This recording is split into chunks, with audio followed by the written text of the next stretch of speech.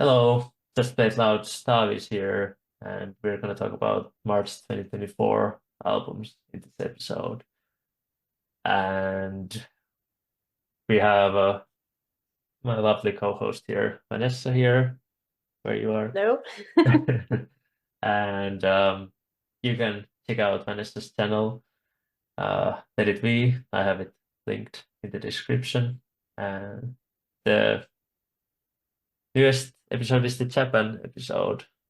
But now we have the um, same usual schedule that we've done in this monthly series. First, talk about the top 5 albums, and then the dishonorable mention, and then talk about a little about the Billboard singles chart. And I'm gonna start it this time. The top 5 albums I listened to, basically. Yeah, number 5 is an album I've already talked about in the internet, and it's Bruce Dickinson, the Mandrake Project, which is good. I liked it. There's songs I really like, such as Afterglow, Ragnarok, and Fingers in the Wounds, and it's already been a Maiden song, Eternity Has Failed, but I like this version too. And it's a bit long, and you can kind of hear from his voice his age, but it doesn't. It still kind of has the excitement of that even Maiden has, and even if it's not like one of those, it's not definitely perfect, but it's good. Um, it's 3.5 star. Then I have um sort of like art rock album number 4. It's Elbow Audio Vertigo. Um, it's like in that is it 3.5 or 4 star in that. I'm kind of leaning maybe 3.5. I don't know. It's just it's surprisingly like catchy even at points, and it has those even scratchy guitars and kind of those even proggier moments. But and like it's under 40 minutes, so it's in very good length. But, um, just not every song is maybe as good as the others, and but I some songs I really like are the like the opener, things I've been telling myself for years, and like but it's kind of a cool album, and uh it has some grit and coolness to it, but it's still not perfect, but I'm gonna get to the 4 stars now. Finally. There are albums that I um started, and they're probably good, and I have a feeling maybe some Vanessa is gonna have. Just if I wasn't into it, I just didn't go with it. And but this I remember starting, and then I was, oh, I'm not sure am I into this. But then I started it again at some other point, and then it was like, oh man, I was so wrong. And it's Speak to Me by Julian Late. I don't know how to say his name correctly, but it's sort of this jazzy album. It's kind of a mood album, um, but some really epic guitar playing here. Just very good at improvising, and um, it's one of those albums that I'm like, I don't really remember which song is which. Maybe at least this that I haven't listened to it that much, and but it's just the whole way through. It's just pretty beautiful and awesome, awesome guitar playing and all. It sounds good, so it's a 4 star for me. And number 2 was a kind of a surprise, kind of not, because I heard good things about it. And It's a metal album, Invisible Shield by Judas Priest, which is a lot of fun, and it sounds it pretty crushes all the way through. Even if it's um there's a few like there's not really a bad songs any to me, but I was waiting for like a good ballad or something, like get the more variety, and maybe at 52 minutes I would maybe got one or two off, but I just do remember when like the first song Panic Attack starts and just heavy, and when Rob Halford starts to sing, I'm like this man is like 71 when this was recorded. Sounds so epic all these years later. It's really cool, and cool. It's kind of like Judas uh Judas Priest doing Judas Priest. Everything is good. Um but yeah, it's I don't know what to say. It's very good, and I feel like this could even be better than some of the classic albums I've heard, at least for me. But so it's definitely surprising in a way, because some of these usually these late period albums are kind of oh, I don't know, but I don't think it's at least here visible or hearable. But yeah, my number one. Um, I don't know, is it a surprise or not? Perhaps it's I don't like I found it on like Radio Music, the best albums chart. Um, and it's the oh no, the Messthetics and James Brandon Lewis. Same. Those are the artist names, but also the album title. And it's sort of this jazz rock album with kind of with even jazz fusion.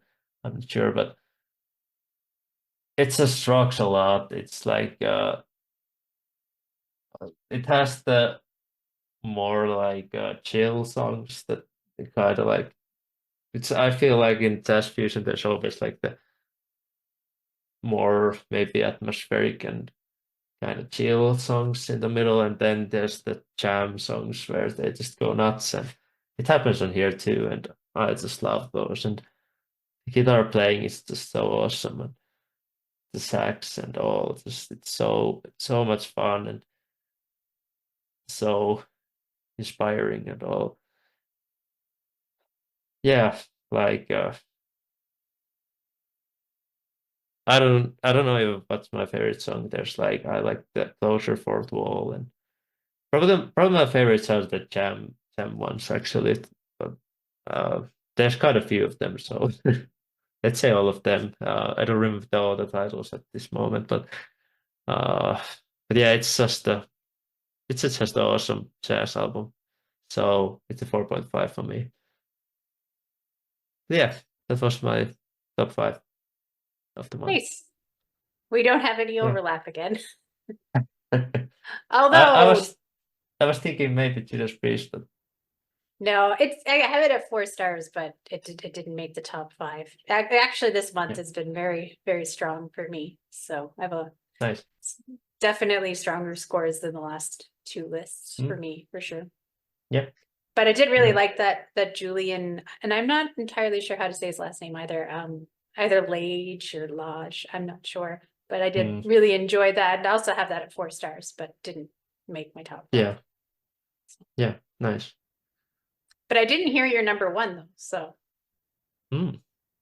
I think it happened amazing. last month too. Yeah, that's good. We got lots of variety anyway.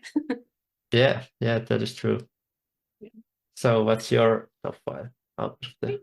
So mine actually got really strong scores this month for my top five. I'm starting with my highest four at number five, which is by Ed Harcourt, and it's called El Magnifico.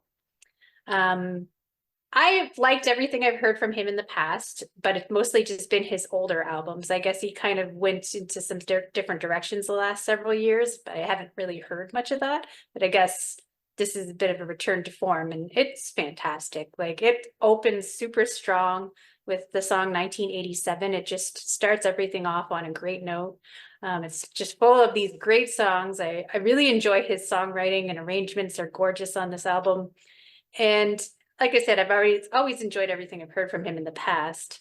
There's lots of highlights as far as songs go, but Deathless is one that particularly stands out for me. It's just absolutely gorgeous and breathtaking, and like almost like, I don't know, cinematic. I don't know if that's the right word, but it's just everything about it is so beautiful. It's on the longer side, but you don't really feel it. Like, it's just everything, it just kind of takes you into its world when you listen. So that's my number 5. Number 4 is my first 4.5. And that's by Daniel Romano's Outfit, a band that I'm a big fan of anyway. Actually, I have the album on vinyl because I pre-ordered it. It's called Too Hot to Sleep. It's catchy, energetic, rocking, super quick, lightning fast listen under a half hour. It captures the energy of their live show really well. I've seen them twice in the past year, and I think this really reflects the experience of seeing them live, because they are very energetic. Just like when you're there, you are all in for that whole set. Like, there's no breaks. There's often they just go from song to song, like they just completely just transition seamlessly. So it's just, this record, I think, really captures that. I mean, it's not reinventing the wheel in any way, and it's not necessarily anything new for them either, but like, it's still a rockin' good time and a really great album. So, but still only my number 4. Number 3 is by Adrian Lenker, and it's Bright Future, also 4.5. Just beautiful, emotional songwriting. Some people have called it a downer, but I think its beauty is uplifting and the songs are engaging, and the album flies by when I listen, because I think she, as a songwriter and as a musician, just really captures your heart and attention the whole time. If you're into it, like it's a special album. I can see how it doesn't work for everyone, but there's an intimacy in her songwriting that just makes it, like I said, really special. So that's my number 3. Number 2 is by R.I.P. Dunes, and it's a self-titled album, another 4.5. Former lead singer of the band Caveman. It takes a lot of inspiration from the 80s, but I think it also sounds modern while doing it. It's not just like a straight throwback that you hear a lot of the time, the last many years, the 80s throwbacks. It's actually got, I think, a lot of qualities more of like the big music side of the 80s. And I think you might actually want to check it out, Taavi. I think you might enjoy it. It's got great songwriting, great hooks and melodies that got that get into your bones quality. Like, once you get those hooks, they're stuck in you. And it's just one of the first albums of this year that really excited me when I heard it. Like, it was my first 4.5 of the year because it came out at the beginning of the month. Or no, it was my second, actually. Daniel Romano was first. They came out the same day. But that one I was expecting, this one I was not. So there was just like an extra level of excitement to finding this one. And I think it also has a lot of beautiful guitar parts that really stand out. Like, that's one thing that always, like, I've listened to it actually, I think 3 times now in the last month, and every time that's one part, apart from the hooks and the songwriting and everything else, that really stands out is the guitar. So that's my number 2. And then my number 5, I also own behind me here. I ordered it the first day I heard it, and that is by Sam Evian, and it's called Plunge. Pretty well what I wanted from this album. I already liked him. I was already a fan, and I love pretty well everything else I've heard from him. I mean, his last album was probably like my least favorite, but still a 4-star album. So that kind of speaks to how much I really like his stuff. I think every song is fantastic. And when I was listening to it for the first time, I saved pretty well every song as a standout to my playlist. So just think the whole thing is great. And it's the one that's probably the most likely to get to 5 stars for me right now. It's not quite there yet, but it's really close. The songs instantly stand out and they stick in your mind. I've had songs from this album stuck in my head all month, or ever since I heard it. I guess it didn't come out at the beginning of the month, the middle of the month, but still, it's got beautiful sound and production. I love the atmosphere, and I just love him. So I was excited that the album ended up being everything I wanted. So it's a very enthusiastic #1 in a month where I really loved a lot of things. So it's a nice change. I have to check it out. What was the 80s? It was the Dunes one, I think. R.I.P. Dunes. Yeah, that's the 80s Yeah. one, right? Yeah, I Yeah, would say yeah, that you might enjoy that one. Yeah. yeah. I need to check that out, and well, I like maybe even the Sam Evian and well, maybe all of them actually. I don't. I started the Adrian Lenker album. Mm, That was another moment of it was too slow at the beginning, and I was like, I wanted something at that yeah, point, something a bit more upbeat. So I didn't check it out fully, but that and one I might wasn't be a sure mood is it. one. Yeah, I wasn't sure is it exactly my style, so I Mm, didn't bother at this point. But there yeah, might be some of those albums that like I might try to check before the end of the year yeah. to give it a try. But yeah, nice list. And next we have our dishonorable mention of the month, aka the worst album of the month, perhaps, and or what we listened to. And well, I guess I didn't do too many listens this month. I gotta be honest, and there wasn't. I kind of skipped that I didn't really enjoy, so I started them and didn't fully listen. But I have to say one album I'm gonna slightly mention. So I'm kind of skipping this, but this month. But I don't know if I really I didn't listen to it just a little bit, but I can't really mention it. But I was kind of let down by the new Jesus and Mary Chain album I heard. It just wasn't grabbing Yeah. me, No, and I like that Jesus and one, Mary Chain. yeah, that was Yeah. pretty mid, as they say. I heard that too. Not my worst, but it's Yeah, that's the yeah, thing. Well, obviously I didn't listen to it fully, but I have a tough time saying even that's worst of worst of the month. Or yeah. I'm looking forward to what you have. So Your mine is actually by someone who I normally like in some regard. It's by Kim Gordon from formerly of Sonic Youth. And when I was younger, I was a bigger Sonic Youth fan, but I still would say that I like them overall. But this album, The Collective, that she put out this month is just really not for me at all. Really respect her for always trying new things and staying current. Like, I mean, she's well into her 60s at this point. Actually, she might be closer to 70 now. And she's staying in with like what's current and like doing it well. I mean, while it's not for me, I can acknowledge that what she's doing is well done. It has an experimental feel, like a lot of her work, but she's doing more of like an industrial hip hop kind of thing.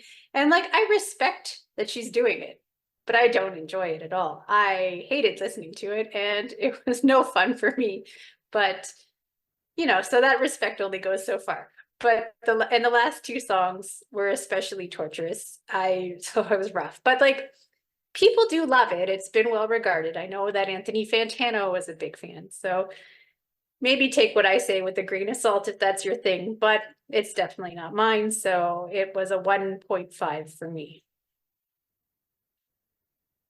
yeah, that sounds kind of rough for me. Yeah, I don't think you would have liked it very much either. No. And I haven't listened to a lot of Sonic Youth. I've heard a little bit of the 80s, and Hmm. I don't I don't know. Yeah.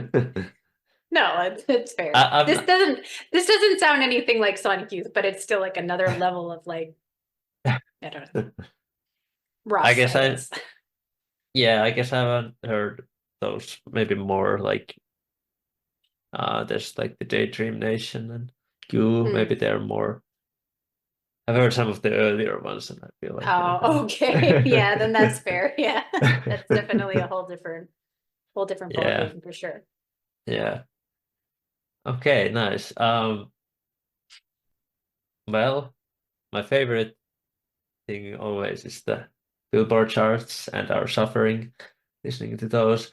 And and now we have to choose our favorites. And I actually found it this kind of easy for me. And there wasn't a lot of new songs. I think maybe four. Yeah. I wrote those down.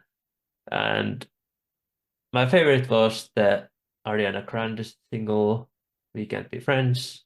Wait for your love. And I don't know, it's just a good pop song. Uh, I wasn't totally amazed by the full album, but it there was a few like I'm like, oh yeah, either the chorus or something. Oh yeah, this is very catchy. This was one of those, and I feel like the chorus is the highlight of the song, and it's like very catchy and um, nothing annoying about it or anything, and Yeah.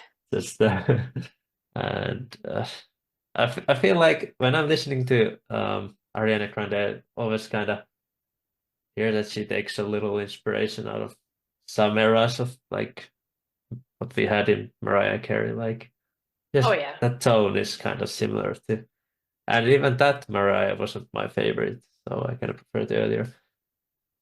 And but yeah, I do like this song, and it was glad it's on the top 10.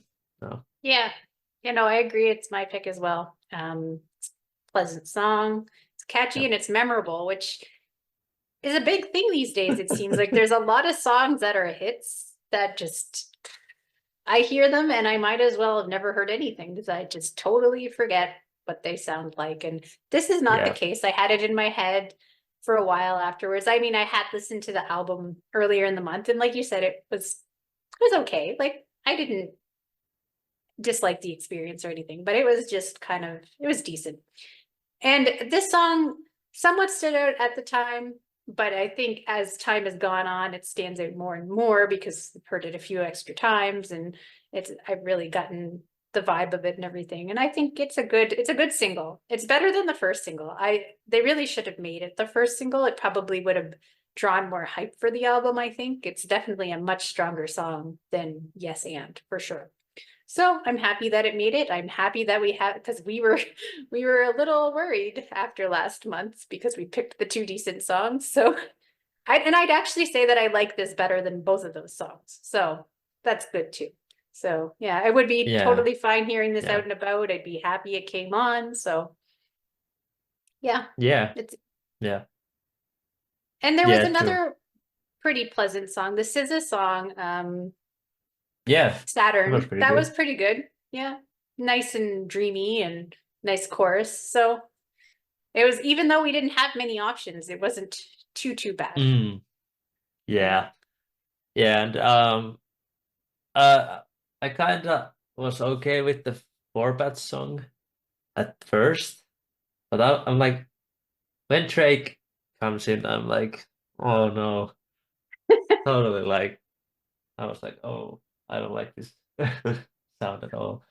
I Um, don't really know what that song was going for. It didn't really feel like anything. It was just like yeah, yeah, I kind of remember thinking, what do people like about this exactly? Like what I, yeah. I guess because Drake is there, because I've never heard of Four Bats. But then again, that could just be Mm, my ignorance because it's not really my I don't genre. really But know. and the title is horrible, like Act Oh yeah, Two colon date at eight. Like but I don't know. And but I did think that actually Drake had more energy than Four Bats, so it's pretty bad. When Drake has more energy than you might want a coffee or something. I don't know. Like it was just, yeah, it was rough. And Yeah, then Cardi B came in and she was awake. She had the energy. It was like the opposite. But she had I the don't, energy. Yeah, she had the energy, but I feel like every Cardi B song I listen to, it's always kind of same sounding to yeah, me. she definitely has a sound that she sticks to for sure. So, and Yeah, then again, it's even the not very flow was memorable. kind of Yeah, similar to some other songs I've heard, but I do feel like so her and Megan Thee Stallion really both sort of stay in their mm, lane, I guess. Like they kind of make the same sort of thing. oh yeah, yeah. But And I would take it over the other song, Four Bats and Drake or whatever. At least I could yeah, see yeah, what for the somebody time. liked about it. But I feel like even these newer songs might be better than some of those that already was in the charts, perhaps. Yeah. Um, Loving on Me keeps on charting. That's one of those songs that Yeah. people seem to like a lot. I don't know. I'm not in with the kids, I guess. Sorry. Yeah, yeah, me neither. But yeah, Ariana Grande was our Breath of holy fresh grail. air, Yeah, I would breath of fresh say. air. Yeah. Next month should be interesting because I think we will see the results of the Beyonce album like Hmm. coming out in the first week at the very least. So that might overtake Yeah, the entire top 10, possibly. We'll see. true, true. I haven't looked at it actually, but Yeah. yeah, I don't know. Is there any other big releases on April? I don't really know. For the pop realm, I don't Hmm. know. I'm trying to think. I don't tend to pay as much attention to those. Oh, Taylor Oh, Taylor Swift. Swift. Of course, Just the go. biggest Just. one. I was. Yeah, that's coming like. The Uh. 19th. So Yeah, next that we week. might Yeah, so that might be from another now. week of just Taylor Swift. So we'll have a Beyonce week and a Taylor Swift week probably. So at least we'll have a lot to listen to anyway. Yeah. Yeah, true. I don't know. Maybe we'll get the new Ariana single too from this album. Maybe, I don't yeah. know.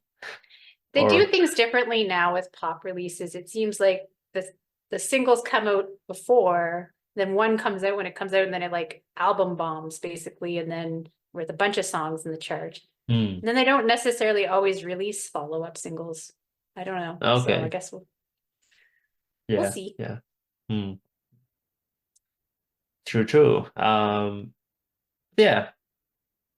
This was our March episode, and we want to see your list down in the comments. And what did you think of the month and all? And just want to thank Vanessa here again for March, and we'll see you all in April. And thank you for watching, and have a great day. Bye bye. Bye.